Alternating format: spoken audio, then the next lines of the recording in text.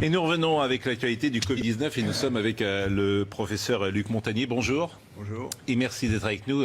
Faut-il le rappeler, vous êtes prix Nobel de médecine et c'est vous qui êtes à l'origine de la découverte du VIH. Bon, c'est une longue histoire, mais intéressante aussi pour l'actualité, parce que on a une expérience de choses qui se sont passées, qui ont été très difficiles à contrôler là-bas à ce moment-là. Et ce qui a permis de trouver la vérité, c'est comme aujourd'hui.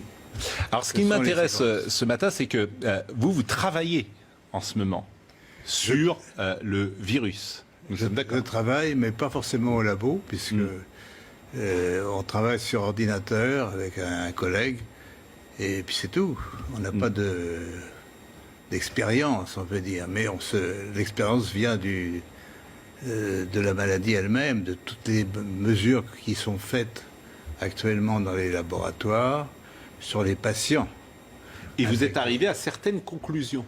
Alors, nous sommes arrivés à la conclusion qu'effectivement, il y avait eu une manipulation au sujet de ce virus. C'est-à-dire ?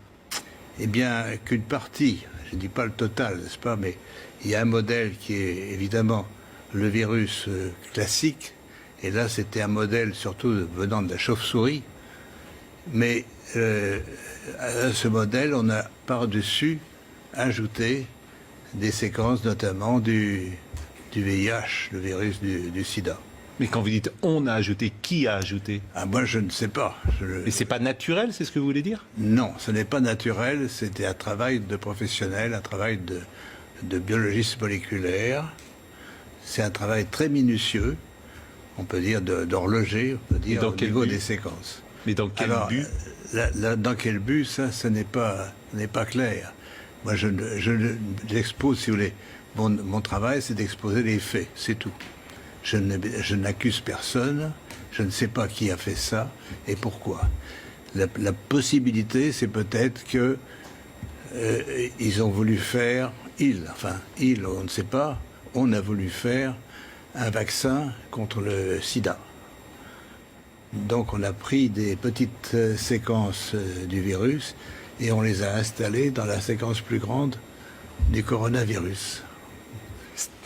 Alors je suis pas sûr de comprendre tout ce que vous dites. C'est-à-dire que dans ce virus, il y a une part de VIH ? Voilà, c'est ça. Le matériel génétique du virus est un long ruban d'ARN, n'est-ce pas ? Comme de l'ADN, mais c'est de l'ARN. Et dans ce long ruban, à une certaine place, on a fixé des séquences petites de VIH. Mais ces séquences petites ne sont pas petites pour ne rien vouloir dire.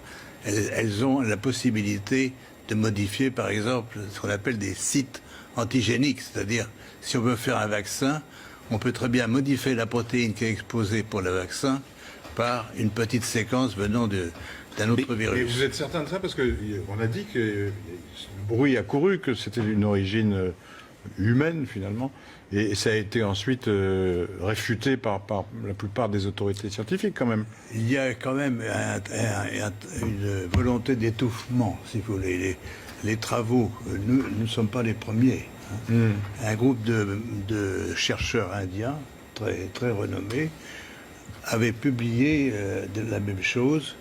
On les a forcés à rétracter. Et on les a forcés comment? C'est-à-dire, c'est annulé.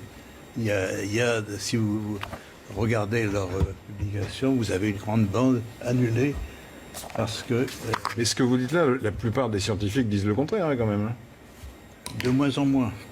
De moins en moins. Si vous voulez, ceci est arrivé au début de cette année, et on voit de plus en plus de travaux qui suggèrent, mais moi je suis, on peut dire, hors d'âge. Je suis prix Nobel et je peux travailler librement.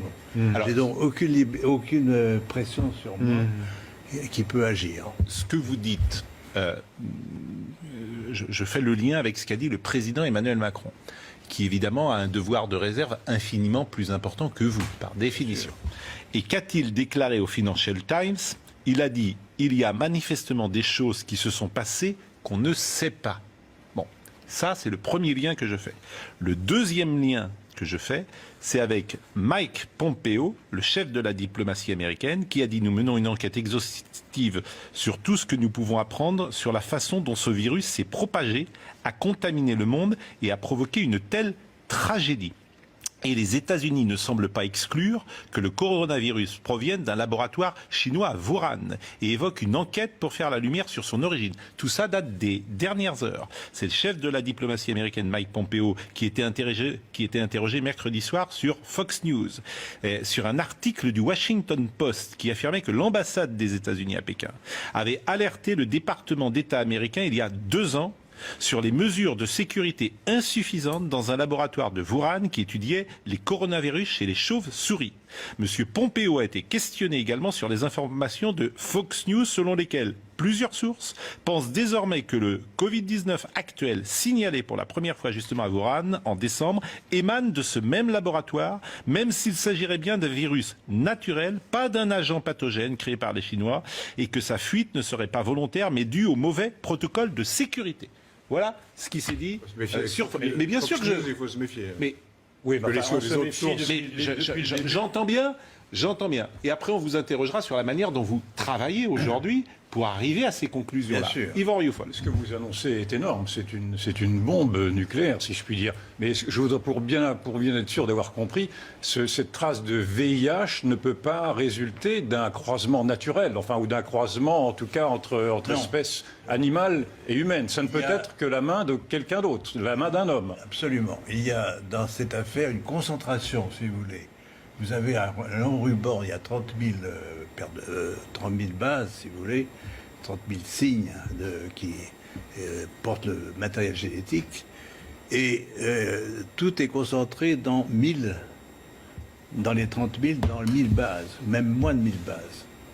Donc, qui a attaché des petits morceaux, il y a une partie de ce génome donc, qui est faite en fait du VIH.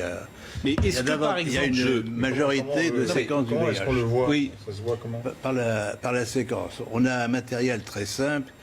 C'est un système informatique qui permet de repérer une séquence que vous cherchez. Non, mais si je dis, par exemple, pour que les choses soient claires, si je dis du VIH dans le Covid, est-ce que c'est exact ce que je dis là? C'est exact, mais ça ne veut pas dire qu'il y a assez de VIH pour faire une grande protéine de VIH.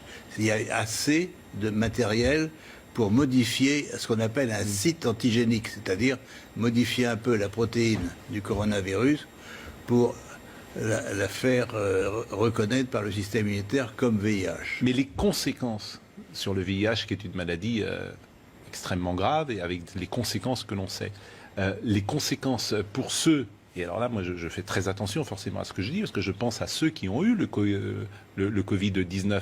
Et vous pouvez évaluer aujourd'hui les conséquences. Il serait intéressant de regarder, de voir s'il y a des anticorps produits chez ces patients contre le VIH, contre une protéine du VIH.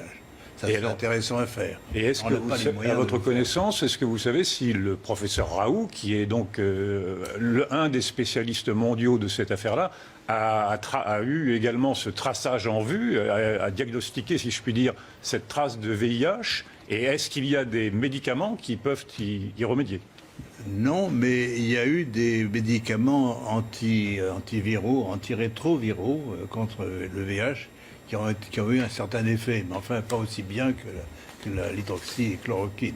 Donc ça a été abandonné maintenant. Et il y a une pression énorme pour que tout ce qui est sur l'origine du virus, c'est le blackout. Oui, monsieur Montagnier.